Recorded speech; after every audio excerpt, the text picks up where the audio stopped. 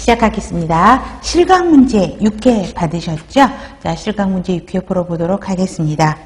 자, 1번.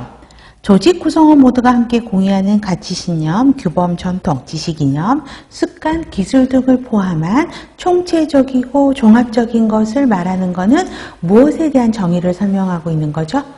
조직 문화에 대한 정의를 설명하고 있는 걸 볼 수 있고요. 2번. 파스켈 아토스가 강조한 조직 문화를 구성하는 7S. 이거는 꼭 외우라 그랬었죠. 공유가치 전략, 구조, 관리 시스템, 구성원, 관리 기술, 리더십 스타일. 동그라미고요. 3번. 조직 변화 과정에서 지지 통제, 계속적인 지원, 강화 활동 등이 더 필요한 단계. 자, 레빈의 조직 변화 과정은 세 가지가 있었죠. 해빈기, 움직임기, 재결빙기. 그러면 3번의 문항에서 강조하고 있는 거는 어느 단계의 특성이죠? 조직은 원래 모습으로 돌아가려고 하는 속성을 가지고 있기 때문에 돌아가지 못하도록 지지 통제가 필요한 거는 재결빙기 단계를 설명하고 있죠. 4번.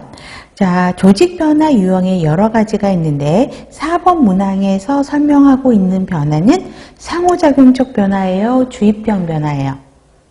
상호작용적 변화에 대한 설명을 하고 있죠. 5번은.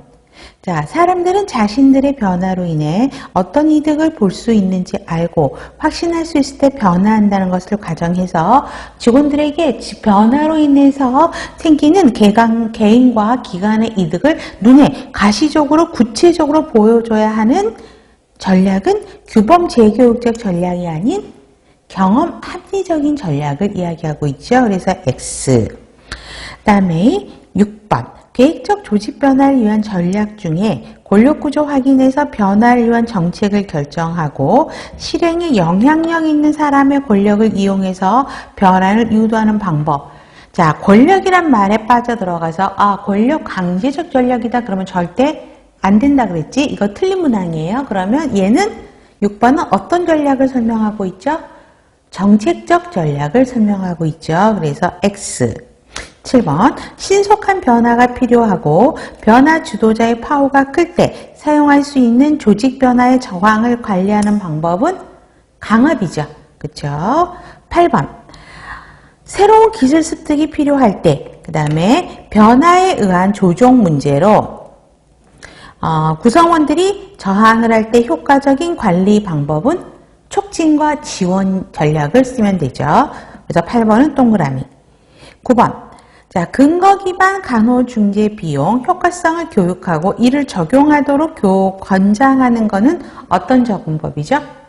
구성원 접근법이죠. 사람들에게 포커스를 맞춰서 그 사람들한테 교육하고 하는 거기 때문에 9번 같은 경우는 성원 접근법으로 설명할 수 있고요. 10번. 조직 외적인 위협과 기회, 내적인 강점과 약점을 대응시켜서 조직 목표를 달성하려고 하는 방법은 어떤 전략이죠? SWOT의 분석 전략을 설명하고 있고요.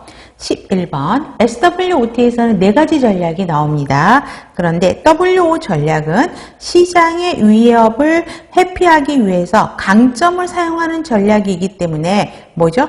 위험이니까 T가 되고요. 강점을 사용하니까 스트렝스 S가 되죠. 그래서 WO 전략이 아닌 X 무슨 전략? ST 전략을 이야기하는 것이고 12번.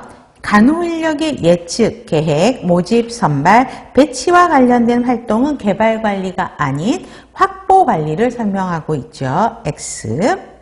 13번. 간호계획서 작성, 환자 상태 보고, 간호순회, 업무 인수인계 확인, 물품 관리 이런 것들은 어떤 활동에 속하죠? 간접간호 활동에 속하죠. 그래서 일부러 13번은 간접간호 활동에 여러분들이 잘 틀리는 문항만 다 집어넣거든요. 그래서 이거는 전부 직접간호가 아닌 간접간호 활동의 행동이라고 보시면 될 것 같고요. 14번. 간호인력 수요를 예측하기 위해서 먼저 선행돼야 될 관리 활동은 간호 업무량부터 먼저 측정을 해야 되죠. 동그라미. 15번. 환자 상태를 간호 요구도와 간호 제공이 필요한 간호 시간에 따라 일정한 수준으로 분류하는 체계를 무엇이라고 하는가? 이렇게 물어본다면요. 환자 분류 체계에 대한 정의를 설명하고 있고요. 16번. 분류 체계는 두 가지가 있죠. 요인평가와 그다음에 원형평가. 그런데 환자를 3, 4개 군으로 나누어서 군별 전형적인 특성을 광범위하게 기술하고 이를 기준으로 환자를 분류하는 방법은 원형평가 체계를 설명하고 있습니다. 17번. 자, 17번 문항에서 가장 핵심적인 키워드가 업무 수행 빈도와 난이도를 기초로 해서 인력을 계산하는 방법이기 때문에 얘는 산업공학적 방법이 아닌 관리공학적 방법을 이야기하고 있고요. 18번. 서술적 접근 방법은 간호 업무를 수행하기 위해 필요한 간호사 대 환자의 비율을 환자 입장에서 하는 게 아니죠. 그 간호를 경험한 간호사 입장에서 하는 거고, 그래서 환자라 그래서 틀렸고, 객관적인 게 아니죠. 환자 간호를 경험한 사람에게 당신이 케어한 환자의 유형을